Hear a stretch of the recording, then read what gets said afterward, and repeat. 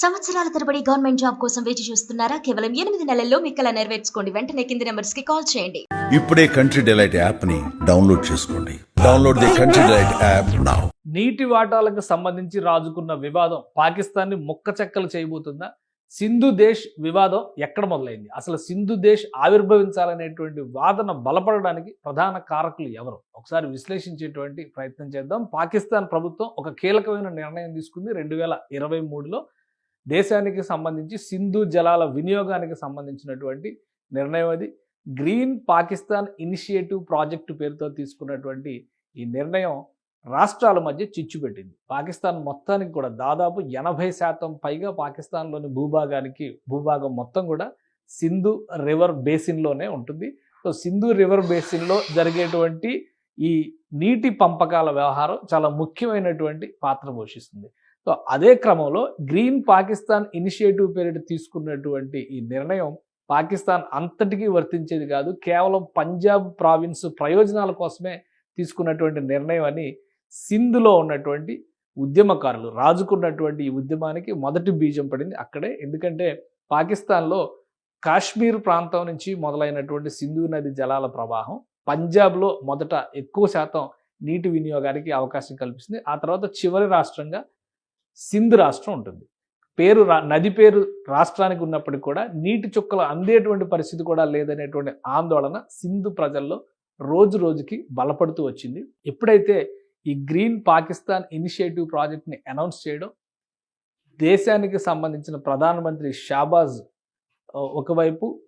షరీఫ్ ఒకవైపు, మరోవైపు ఆర్మీ చీఫ్గా ఉన్నటువంటి ఆసిఫ్ మునీర్, వీళ్ళిద్దరూ కలిసి చేసి ఈ ఒప్పందాన్ని ప్రజల ముందర తీసుకొచ్చేటువంటి ప్రయత్నం చేశారు. ఆ క్షణం నుంచి సింధ్ ప్రావిన్స్లో ఆగ్రహ జ్వాలలు రాజుకున్నాయి. అప్పటికే సింధ్ దేశ్ నినాదంతో ఉద్యమాలు చేస్తున్నటువంటి కీలకమైన జై సింధ్ ముతాహిదా మహజ్ JSMM ఈ సంస్థ మరింత ఒక అడుగు ముందుకు వేసి స్వతంత్ర సింధు దేశం కావాల్సిందే, పాకిస్తాన్ నుంచి మేము వేరుపడాల్సిందే అనేటువంటి నినాదాన్ని తీసుకుని ప్రజల్లోకి వెళ్ళింది. సో ఇది క్రమక్రమంగా బలపడుతూ వచ్చింది. భారత్ పాకిస్తాన్ మధ్య రాజుకున్నటువంటి వివాదం నేపథ్యంలో అటు బలూచిస్తాన్, ఇప్పుడు సింధు కూడా తాజాగా రగిలిపోతున్నటువంటి పరిస్థితి. ఈ గ్రీన్ పాకిస్తాన్ ఇనిషియేటివ్ ఏంటి, దాన్ని విశ్లేషించేటువంటి ప్రయత్నం చేద్దాం. పాకిస్తాన్ అంతర్గత మీడియా, అంతర్జాతీయ మీడియా ప్రచురించినటువంటి కథనాల ఆధారంగా దీన్ని ఎక్స్ప్లెయిన్ చేసేటువంటి ప్రయత్నం చేస్తాం.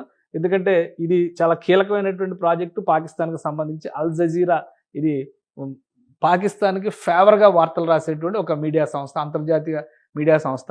సో ఇక్కడ రాసినటువంటి why is Pakistan's new canal project sparkling water shortage fears, ఎందుకు ఈ కొత్త ప్రాజెక్టు పాకిస్తాన్లో ఆందోళనలకు కారణమవుతుంది. మొత్తం 6 కాలువల్ని నిర్మించేటువంటి ప్రణాళికని ఈ గ్రీన్ పాకిస్తాన్ ఇనిషియేటివ్ కిందన చేపడుతుంది పాకిస్తాన్ ప్రభుత్వం. కానీ 6 కాలువలు కూడా పంజాబ్ ప్రావిన్స్ పరిధిలోకి వచ్చేటువంటి ప్రాంతాల్లోనే నిర్మించబోతుంది. సో ఇదే అసలు సమస్యకి కారణమైంది. పంజాబ్ ప్రావిన్స్ని సస్యశ్యామలం చేసి సింధ్ని ఎండబెట్టేటువంటి కుట్ర ఇందులో ఉందనేది ప్రధాన అభియోగం. దానికి సంబంధించినటువంటి డీటెయిల్స్ ఒకసారి మనం చూద్దాం. ఇది మునీర్ అహ్మద్ అలానే పాకిస్తాన్ ప్రధానమంత్రి షాబాజ్ షరీఫ్ ఇద్దరూ కలిసి Green Pakistan Initiative inaugurated by honourable prime minister of Islamic Republic of Pakistan 2023లో ఇది ఆవిష్కరించారు, జూలై 10వ తేదీన. సో అప్పటి పిక్చర్ ఇది. దీనికి సంబంధించినటువంటి క్లారిటీ, $3.3 బిలియన్, అంటే 945 బిలియన్ రూపాయలు పాకిస్తాన్ కరెన్సీ. ఇది రూపీస్ అంటే ఇండియన్ కరెన్సీ కాదు. సో మనం అది కూడా ఒక క్లారిటీ కోసం చెప్తున్నా. ఈ నిర్ణయం $3.3 బిలియన్ అంటే ఇది అతి పెద్ద ప్రాజెక్ట్ కాబోతుంది పాకిస్తాన్ ఉన్నటువంటి బడ్జెట్ స్థాయిని బట్టి చూసినా కానీ.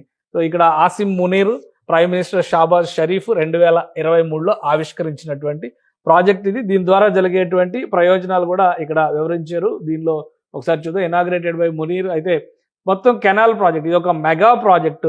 Critics say the mega project which aims to build canals across Pakistan's 4 provinces would cause water shortages. So 4 ప్రావిన్స్లకు ఇస్తామనేటువంటి మాటతో చెప్పారు, కానీ మొత్తం అది జరిగేటువంటి అవకాశం లేదనేదే ఇప్పుడు చెప్తున్నటువంటి ఆందోళన. The most populous province for its power house of Pakistan's agriculture. ఇది పంజాబ్ని గురించి మునీర్ చేసినటువంటి వ్యాఖ్యలు. Punjab the most populous province, ప్రస్తుతం పాకిస్తాన్లో ఉన్నటువంటి అత్యధిక జనాభా కలిగినటువంటి ప్రావిన్స్ పంజాబే. ఆధిపత్యం విషయంలో కూడా అటు రాజకీయ పదవులు కావచ్చు, ఇటు సైనిక పదవులు కావచ్చు, అన్నిట్లో కూడా పంజాబ్కి చెందినటువంటి వ్యక్తుల ఆధిపత్యమే ఎక్కువగా ఉంటుంది అనేటువంటి అభిప్రాయం ఉంది. So power house of Pakistan's agriculture adding the military would continue its support for countries economic growth. So military కూడా దానికి కావాల్సినటువంటి సహాయాన్ని చేస్తుంది అనేటువంటి మాట ఆయన ఆ రోజు చేసినటువంటి ప్రకటన ఇది.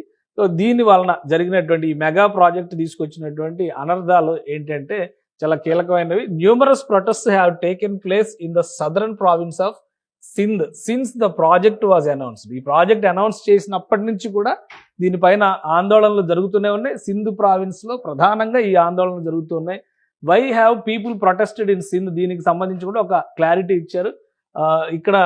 ఇక్కడ ఉన్నటువంటి అంశాలను బట్టి చూస్తే ఈ since the government announced it's intention to develop canals on the Indus, the countries largest river and water life line, thousands of people including women and children have taken to the streets. అంటే Sindh province లో జరుగుతున్నటువంటి అల్లర్ల గురించి ఆ రోజే mention చేశారు. ఇది 2023లో జరిగినటువంటి పరిణామాల తర్వాత ఏర్పాటైంది.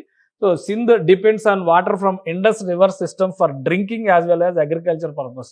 మొత్తం మీద ఈ ఈ 2 ఏళ్లుగా జరుగుతున్నటువంటి ఆందోళనలు, గత దశాబ్దాలుగా ఉన్నటువంటి అసంతృప్తి, పాకిస్తాన్లో పంజాబ్ ఆధిపత్యం పైన ఉన్నటువంటి అసంతృప్తి, దాని ఫలితంగా రాజుకున్నటువంటి విషయం. ఇంకా ఇందులో చాలా డీటెయిల్గా ఉంది. ఇది చాలా పెద్ద రిపోర్ట్ ఇది. అయితే మనకు కావాల్సినటువంటి అంశాలు నేను ఎక్స్ప్లెయిన్ చేసేటువంటి ప్రయత్నం చేస్తాను. 37% ఇక్కడ agriculture is the backbone of Pakistan's economy, contributing nearly 25% of its gross domestic product and providing 37% of its employment. So Pakistan ఖచ్చితంగా అగ్రికల్చర్ మీద ఆధారపడి ఉండేటువంటి పరిస్థితి ఉంది.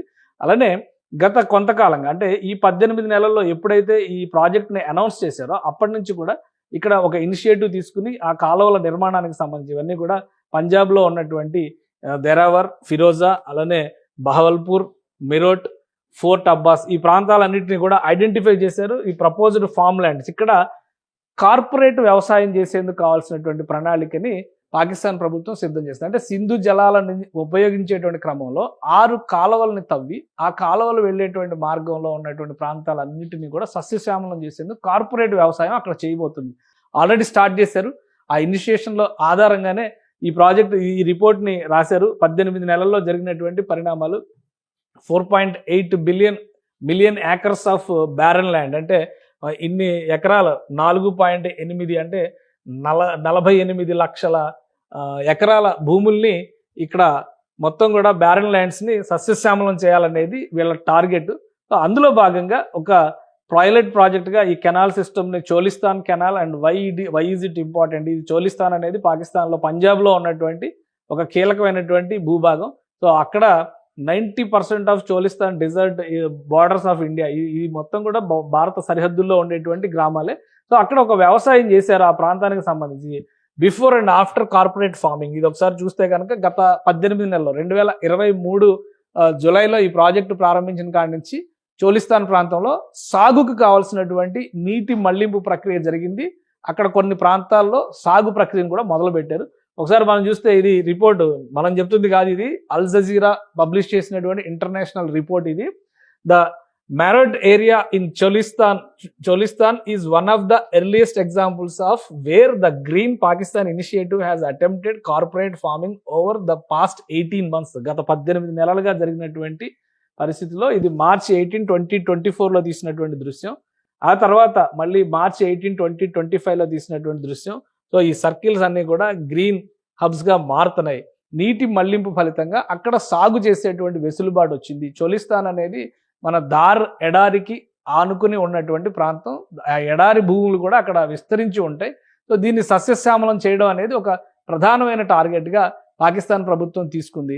ఆ క్రమంలోనే ఇక్కడ చాలా వరకు గ్రీనరీ పెరిగింది గత 18 నెలల్లో అనేది ఈ శాటిలైట్ దృశ్యాలను బట్టి చూస్తే కనుక మనకు అర్థమవుతుంది. సో ఇది ఒకటి.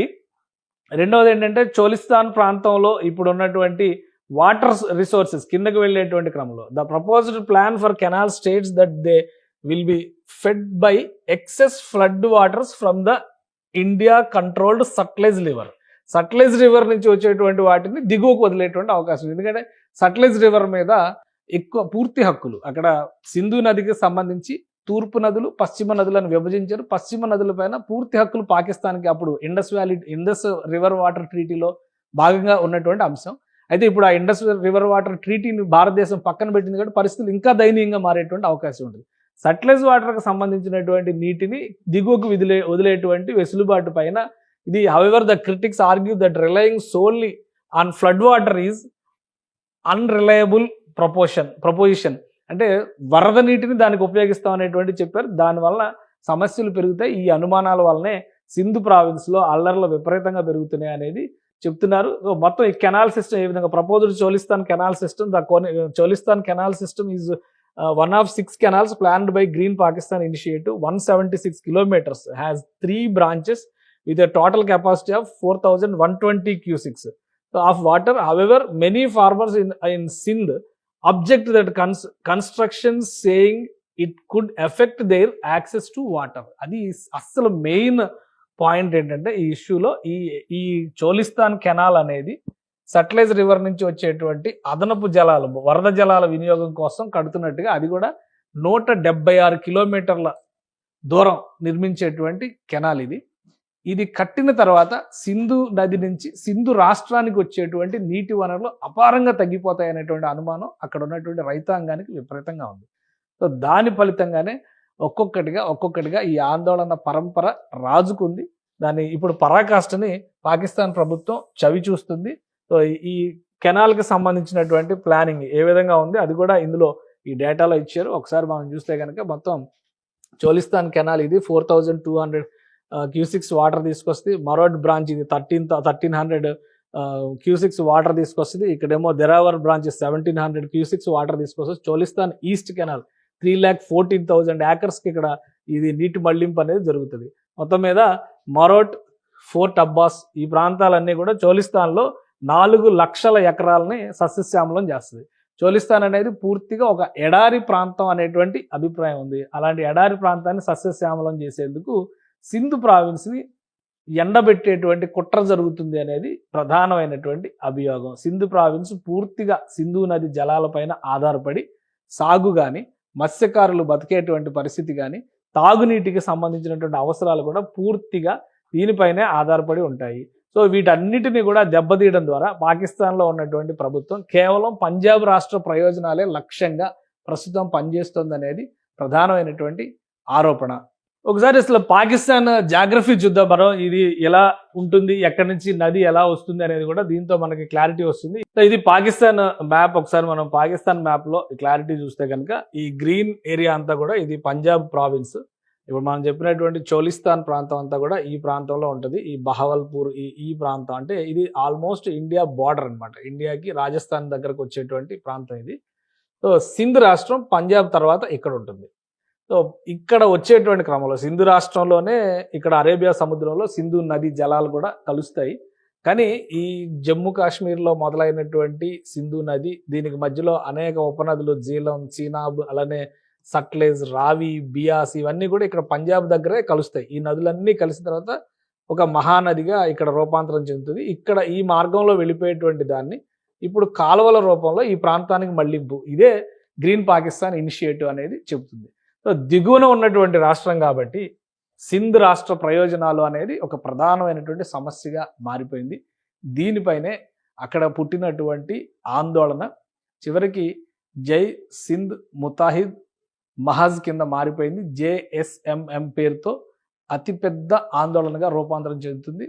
ఇండియా పాకిస్తాన్ మధ్య ఉద్రిక్తతల సమయం తర్వాత నుంచి సింధులో దీనిపైన ఆందోళనలు మరింత పెల్లుబికాయి. అటు బలూచిస్తాన్లో ఆందోళనలు, ఇటు ఖైబర్ పఖ్తూన్వాలో ఆందోళనలు, ఇక్కడ ఆక్రమిత కాశ్మీర్లో ఆందోళనలు. కేవలం పంజాబ్ రాష్ట్రం సస్యశ్యామలంగా ఉండడం కోసం పాకిస్తాన్ మొత్తాన్ని కల్లోలిత ప్రాంతంగా మార్చేస్తుంది షాబాజ్ షరీఫ్ ప్రభుత్వం అనేటువంటి ఆరోపణ పాకిస్తాన్లో ఉన్నటువంటి పౌర హక్కుల ఉద్యమకారులందరూ చేస్తున్నటువంటి వాదన. సో ఇప్పుడు ప్రభుత్వం ఏ విధంగా స్పందిస్తుంది? మిలిటరీని ఉపయోగించి ప్రజల ధన మాన ప్రాణాలు పోయినా పర్వాలేదని చెప్పని ముందడుగు వేస్తుందా, లేదా సింధ్ దేశవాదుల వాదనకి కట్టుబడి పాకిస్తాన్లో ఉన్నటువంటి అన్ని రాష్ట్రాలని సమానంగా చూసే విధంగా తన వ్యూహంలో, వైఖరిలో మార్పులు తెస్తుందా అనేది ఆలోచించాల్సినటువంటి అంశం. మొత్తం మీద గ్రీన్ పాకిస్తాన్ ఇనిషియేటివ్ పేరిట పాకిస్తాన్లో ఉన్నటువంటి 4 రాష్ట్రాలని సస్యశ్యామలం చేస్తామని చెప్పినటువంటి పాకిస్తాన్ ప్రభుత్వం కేవలం పంజాబ్ ప్రయోజనాల కోసం మాత్రమే పనిచేస్తుందని మిగతా ప్రావిన్సులు వాళ్ళందరూ అభిప్రాయపడుతున్నారు. కాబట్టి ఇప్పుడు బలమైనటువంటి ఉద్యమాలు రూపుదాల్చుకుంటున్నటువంటి పరిస్థితి ఉంది. ఈ బలమైన ఉద్యమాలు కనుక మరింత బలోపేతం అయితే పాకిస్తాన్ ఏకంగా 4 ముక్కలయ్యేటువంటి అవకాశం చాలా స్పష్టంగా కనిపిస్తుంది. పాకిస్తాన్ అని పేరు పెట్టుకునేటువంటి ప్రాంతం కేవలం పంజాబ్గానే మిగిలిపోయేటువంటి పరిస్థితి ఉంది. ఎందుకంటే ఇటు బలూచిస్తాన్ ప్రత్యేక దేశం వాదన చేస్తుంది, సింధు దేశ్ అని చెప్పని వీళ్ళు ఆల్రెడీ పేరు జెండా అన్నీ రెడీ చేసుకున్నారు. బలూచిస్తాన్ జాతీయ గీతం కూడా పెట్టుకుని ఆల్రెడీ రిపబ్లిక్ ఆఫ్ బలూచిస్తాన్ అనేటువంటి ప్రకటన కూడా చేసేసుకుంది. సో ఇక్కడ ఒక బలమైనటువంటి వాదన నిలబడి ఉంది. ఇటు గిల్గిట్ బల్టిస్తాన్ ప్రాంతంలో అంటే POKలో ఉన్నటువంటి గిల్గిట్ బల్టిస్తాన్ ప్రాంత వాసులందరూ కూడా నిన్నగాక మొన్న లండన్లో బ్రిటన్లో ఉన్నటువంటి పాకిస్తాన్ ఎంబసీ ముందున పెద్ద ఎత్తున ఆందోళన చేశారు. ఇక ఈ ఖైబర్ పఖ్తూన్వాకి సంబంధించినటువంటి ప్రాంతాలపైన ఆఫ్ఘనిస్తాన్ ఆధిపత్యం కోరుతుంది. ఆఫ్ఘన్కి చెందినటువంటి పఖ్తూన్ తెగ ప్రజలు ఎక్కువగా అక్కడ ఉంటారు కాబట్టి వాళ్ళు డిమాండ్ చేస్తున్నారు. సో దీని భవిష్యత్తు ఏంటనేది క్లారిటీ లేదు. దీని భవిష్యత్తు భారత్ వైపు వెళ్తుంది. ఇది స్వతంత్ర దేశంగా మారుతుంది. ఇది ఒక స్వతంత్ర దేశంగా మారితే కేవలం పంజాబ్ ప్రాంతం మాత్రమే పాకిస్తాన్లో, ఇప్పటివరకు వీళ్ళు పాకిస్తాన్ అంటే చాలా పెద్ద దేశంగా కనబడింది, పంజాబ్ ప్రాంతం మాత్రమే. ఇందులోనే ఇస్లామాబాద్ ఉంటుంది, ఇందులోనే రావల్పిండి ఉంటుంది, ఇందులోనే లాహోర్ ఉంటుంది, ఇందులోనే ఫైసలాబాద్ ఉంటుంది, ఇందులోనే సియాల్కోట్ ఉంటుంది, ఇక అన్ని కావాల్సినటువంటి ముల్తాన్ కూడా ఇందులోనే ఉంటుంది. సో మేజర్ సిటీస్ అని చెప్పుకుంటున్నాయి అన్నీ కూడా పంజాబ్లోనే మిగులుతాయి. కాబట్టి కేవలం పంజాబే భవిష్యత్ పాకిస్తాన్ అవుతుందా అనేటువంటి సందేహాలు అయితే చాలా స్పష్టంగా వస్తున్నాయి. సుమన్ టీవీలో మీ పర్సనల్ అండ్ బిజినెస్ ప్రమోషన్స్ కోసం కింది నెంబర్కి కాంటాక్ట్ చేయండి.